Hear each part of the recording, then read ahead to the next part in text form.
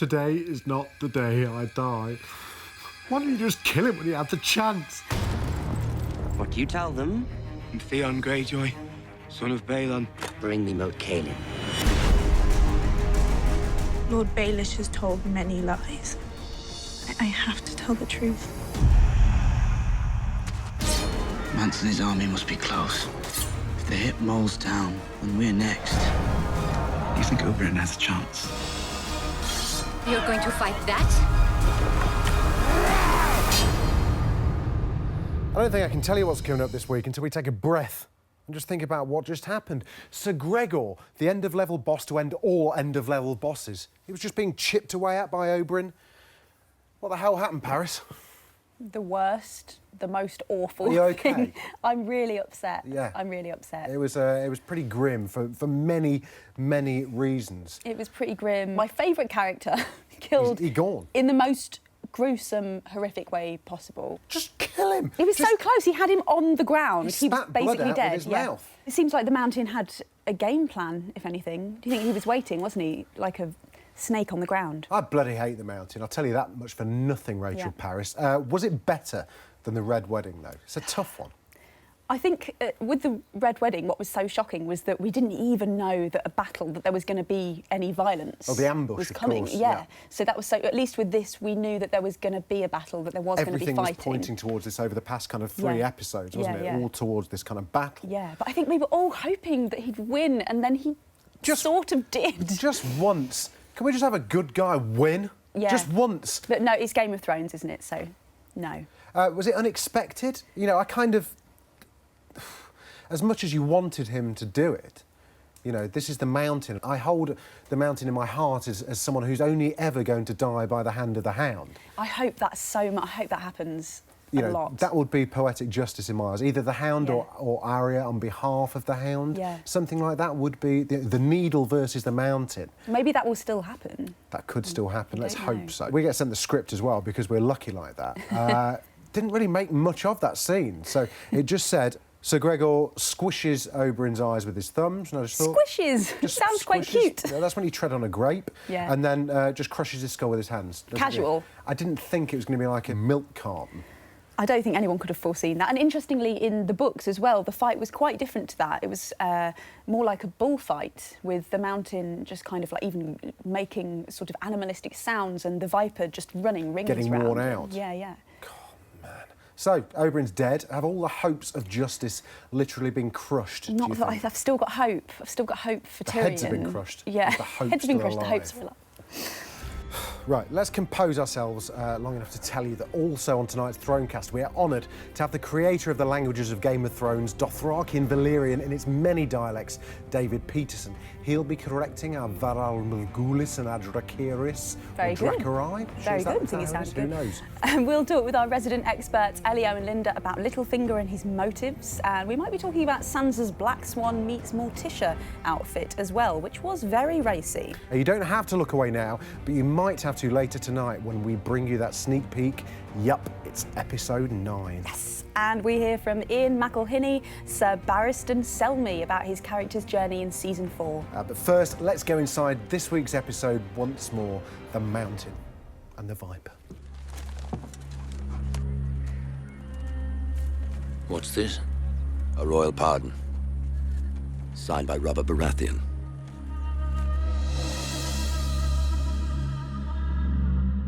It's the piece of history that he was always afraid would catch up with him. Dany has been his life, you know, and he has complete belief and conviction, and as we've said, love for her.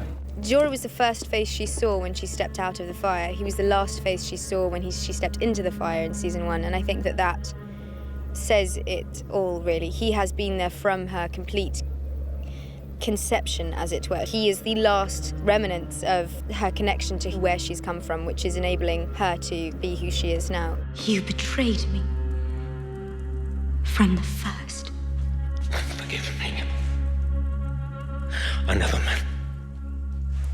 Please, Khaleesi, You forgive. sold my secrets to the man who killed my father I have and stole protected my you, brother's throne. fought You for you, want me to killed for forgive you. you. To have finally trusted one person and to have finally got to a point where she feels that that is going to be it. He is going to be the only person she will ever trust and put her everything into, and to have the only person to see all sides of her, and to have that person have betrayed her from the first, I think that kind of cuts her deeper than almost anything that's happened to her so far. So he's absolutely devastated, and I think he knows not where he's going. He's lost his raison d'etre, really, his reason to be. I'm still reeling from that episode. It was amazing. By the way, if you want to win these incredible map markers, then we have a competition online, and it's open now. You need to be 18 or over to enter. Full terms and conditions and the competition form are at sky.com/thrones. The competition's open until June the 23rd, and you could be walking away with these bad boys. Good luck. Now, let's talk about Daenerys and Jorah. The unrequited love story is seemingly over. It's done. over. He's been sent packing, hasn't he? He's gone. He's exiled. What's going to happen to him now? I liked him. I liked him. He was sort of like sometimes a slightly sinister, brooding figure in the background, lusting after Daenerys. Yeah. But I did like him a lot. He seemed so loyal, and then it turns out not. Well, it turned out he was snitching. Was, but I think he'd stopped quite a long time ago. I think he'd realised how much he wanted to be loyal to her and stopped, perhaps at the point where he swiped the poison out of her hand. So yes. I felt quite sorry for him, actually. Yeah, but all the way through, we've seen these little seeds planted, you know, Tywin talking to Oberyn about the girl from Marine with 3 dragons. And Varys always having these bits of information from Essos. Where did he get them from? And now we know. Yeah. Little bloody Jorah snitching on his bird. Yeah. Let's go back to Daenerys and her love life, something I spend quite a lot of time thinking about. Curiously, so do I. Who else is on the cards for that? Who can get in there? I don't think she was never really interested romantically in Jorah, was she? No, much to his dismay. He was like a spurned friend on Facebook. There's Dario, of course. Yep. Fit Dario, and she's been hooking up with him. Yeah, she take off your clothes. She seems quite a demanding lover. Now, I think this season, I think her character is completely changed into, almost a diva. One pairing that I've spent quite a lot of time in a dark room thinking about, her and Jon Snow. Wouldn't we all like to see that? What about Stannis? He wants to overthrow King's Landing as well, so does she. Politically, it would make sense. She'd have to fight Melisandre, though. Again, a little scuffle. This segment I wouldn't isn't mind scenes watching. we'd like to see. Yeah, it's got a bit seedier than it was initially scripted as, so I apologise to the producers. Or, you know, if she runs out of men altogether, there is also the option of Sir Barristan. He's a little bit older, but he's got something of the silver fox about him. And the ladies love a silver fox. Don't they just? Ian McElhinney, who plays Sir Barristan Selmy, spoke to Thronecast about his character's relationship to Daenerys. Mike Reed. You know this man? I know him. As one of the greatest fighters the Seven Kingdoms has ever seen. And as the Lord Commander of Robert Baratheon's Kingsguard.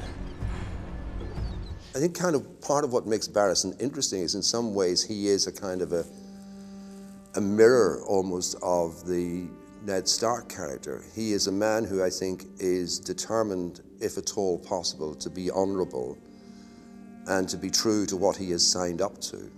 And he signed up to the King's Guard, which means that he signed up to never marrying or having children.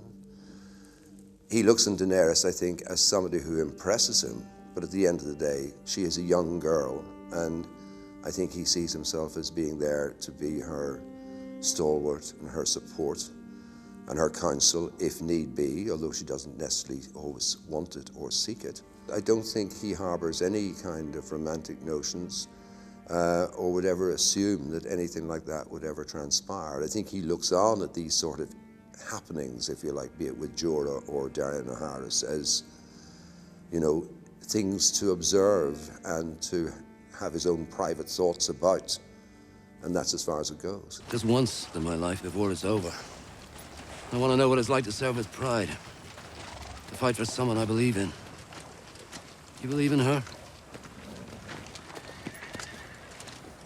With all my heart. After all, he did serve the Targaryens. You know, he was a member of the King's Guard under the Targaryens. His problem was, unfortunately, he served, as he said in Series 3, he served, you know, a king that really did not deserve that amount of support, you know.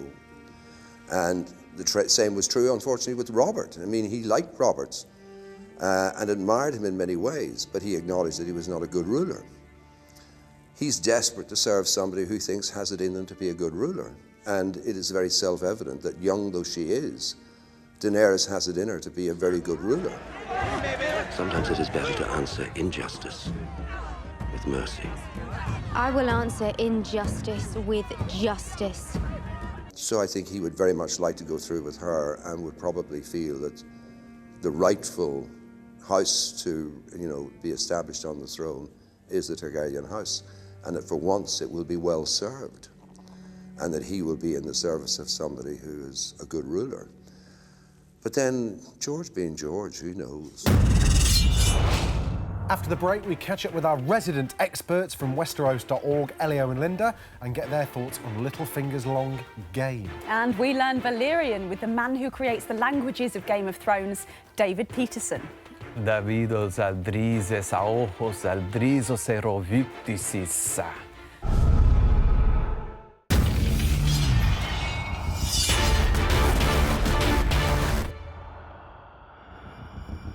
Valar Morghulis. I'm David Peterson, creator of phrases such as Zaldrizes Buzdari Ixos Daor and Menem Nessa. You guys ready? Yes. All right, so phrase 1. Tubi udrisi Valirio idri. Tubi udrisi Valerio idri. Good. Dauruni gimi yono sonaro. Dauruni gimi yono sonaro. This is a tough one.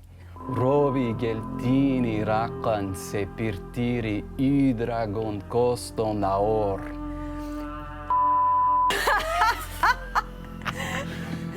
Rovi geltini rakan se pitiri I dragon coston daor.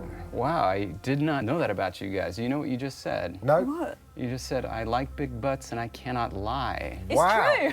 How did you know? Amazing. How did we do, though, in general? All right, no, you did pretty good. Listen, you're just starting out, but you're on your way. You're all right. David, you created Dothraki and Valyrian in all its dialects across the known world. How do you get into an unusual job like that? Well, in this case, what happened was David Benioff and Dan Weiss, they started writing up the pilot, and they needed Dothraki for the wedding scenes that Daenerys was in. And they actually just started using gibberish. First, I think they asked George R.R. Martin, if he could give them the language, and he told them, that's it. Just what's in the book is it. And so they started putting in gibberish. They really didn't like the sound of it. They thought, no, this has to work. This has to be authentic. And so what they did is they basically put out a call. They contracted through the Language Creation Society, who then put together an application process, and well, I just applied along with a bunch of other excellent language creators. And after 2 rounds of judging, they decided that my Dothraki proposal was the one they wanted. How do you set about creating a whole new language? Well, it's different depending on why you're doing it. So for Game of Thrones, obviously, the first one I was doing was Dothraki. So what I had to do first was start with the material that was in the books, because everything that was in the books was canon, and it needed to remain canon. Yeah. So unless I'm getting it wrong, there were 56 words of Dothraki, and more than half of them were names. And so basically I started there.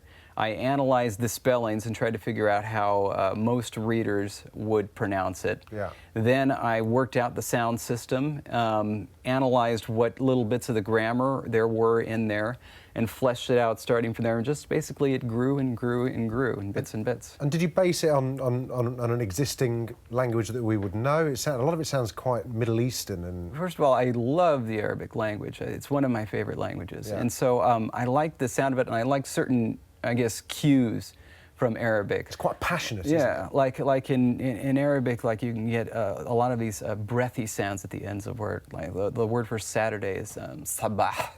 It's a nice breathy sound, and I wanted that for Dothraki. Like the word for man is mahraj.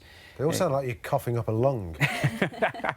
It works out all right. But anyway, beyond that, though, like as far as the grammar goes, it was really just what was in the books based on my analysis, and then just going from there. So you had to take George R.R. Martin's kind of just basically made up words. Yeah. and use that as the basis for a whole new language. So was that more of a hindrance, actually, than a help, those words that you had to fit into the language? Well, it was a unique challenge. It was something that I hadn't done as a language creator before. I mean, I've been creating languages for about a decade. And in that case, I was the ultimate authority on all of them. I just did whatever I said. Yeah. In this case, I had to work with what was in the books, make sure that everything that was in the books still worked just as they were written. You didn't want to say the books are now not canon anymore. They're the ultimate canon. Do you just kind of like on your day off just sit down, I'm just going to make up a new language just for a bit of a DOS? Well, that was initially how it started out, yeah. I mean, my very first language, I actually had the idea that I was the first person ever to create a language just for fun. Really? I thought this. It wasn't true, but I thought this at the time. Yeah. And I also thought at the time that I would use this language to speak as a secret language between me and my girlfriend. No, that didn't work out. Are these completed languages? Could you spend the rest of your life talking purely Valyrian? You could if there were enough words. So let me put it this way. The grammar of High Valyrian is fairly complete, but it doesn't have as many words as, say, English does. English has like 1 million words. Yeah. Valyrian has about 1,000. But yeah, when it comes to creating words, there are different ways to go about it, because there's always the question of, well, should this word have its own base, have a separate root, a root to something like word like son, or dog, or kid in English, something very basic, or should it be derived from another term? And depending on what the answer to that question is, it's going to change what the word looks like. And so it's not just a simple process of saying, well, I need a word for this, let's just come up with a string of phonemes to do it. You got to really put some thought into it. Have you thrown any Easter eggs in there? Oh yeah, there are tons of Easter eggs in all my languages. My cats are well represented in my languages, but as is my wife. My wife has at least 1 or 2 words in every language. I think in Valyrian, her word means to be victorious. Actually, oh, that's very beautiful. Smoothie. He did get the girl in the end. Yeah. We were talking about Easter eggs earlier on, and you threw in a little bit of an Easter egg into episode 3 of this series, where Daenerys reaches Meereen, is confronted by the soldier who taunts her and her army. You threw in some Monty Python. Ignore him, Your Grace. These are meaningless words. Not meaningless if half the city you intend to take is listening to them. I have something to say to the people of Meereen. First, I will need this one to be quiet. It's always Dan Weiss. Dan emails me, and the email usually starts with, I have an idea for a joke, which is usually not the way that you start a joke, but that's the way he prefaces it. And he said, we had this idea where he's just going to use the French taunters' insults from Monty Python. Yeah. And they're like, can you do this? And my first thought was like, oh my God, no. But it was such a cool idea. I was like, I'll do whatever I can to get this done. Let me see if I can do this. And I know I can't read this just straight off the top of my head, but Gorgan, supongo vao ninti dare espolsadrize, so si une oido vodevi vestrosi azantis. I feel as though we've turned a very surreal corner in the show. I love David, that scene. thank you Brilliant. so much Thank for that. you. That was fantastic. Yeah, thank you for having me.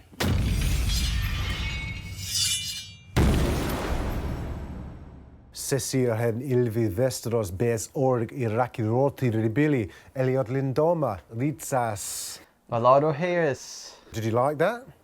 Yeah, that was very impressive. Yeah. Thank you very much. Now, let's talk about Littlefinger and his motives for pushing Lysa down the moon door. Do you think he really had a plan, or did Sansa totally save his ass?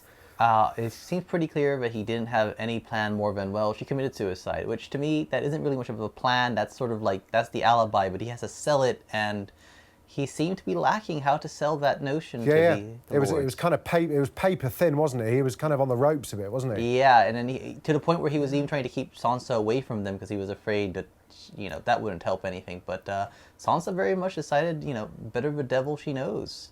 And how is that different from the novels? Well, in the novels, he does sort of go for the opportunity. It is a similar set of a scene where there has been this confrontation between Lysa and Sansa, but he has an alibi present. The singer Marillion, who isn't part of the story any longer, is present, and he basically decides that I can shove Lysa out the moon door, and then I'll blame it on this guy, and I will conveniently torture him a lot so that he'll be along with admitting to the crime, basically. He had a scapegoat then? Yeah, he had. So they still don't, all buy it immediately, but then he also buys people off, so it's much more of a plan, really. It's a more complicated situation.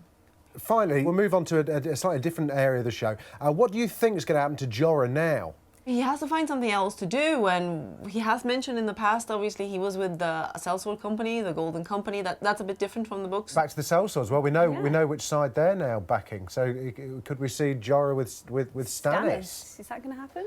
Not utterly impossible for him to end up in that direction. I think the Golden Company is the company he used to be part of in the show, not in the books, and it's very interesting. But they made him a part of that company in the show because the history of the Golden Company is it's a company that was originated in Westeros. They were founded by a Targaryen bastard, and they're made up of exiles and the sons of exiles who dream of coming back to Westeros one day. Well, he is an exile now, isn't he? Yeah. Well, thank you, Ellie and Linda. I hope we've not seen the last of Jorah, though. He's too good for the show. We need him there for the bitter end. Craggy, four-headed, lovely man. I know, I would really miss him. But the person I'm going to miss most is Oberyn. Oh, don't. I'm going to get all upset again. You're all right.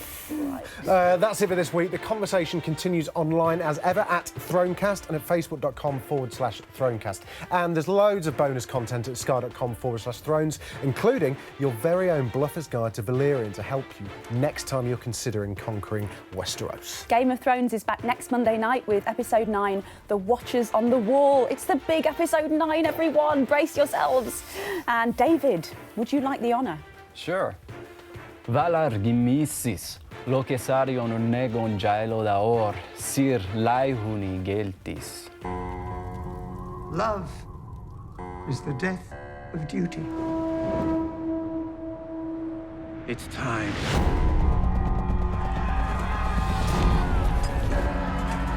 Tonight, we fight! And when the sun rises, I promise you, Castle Black will stand!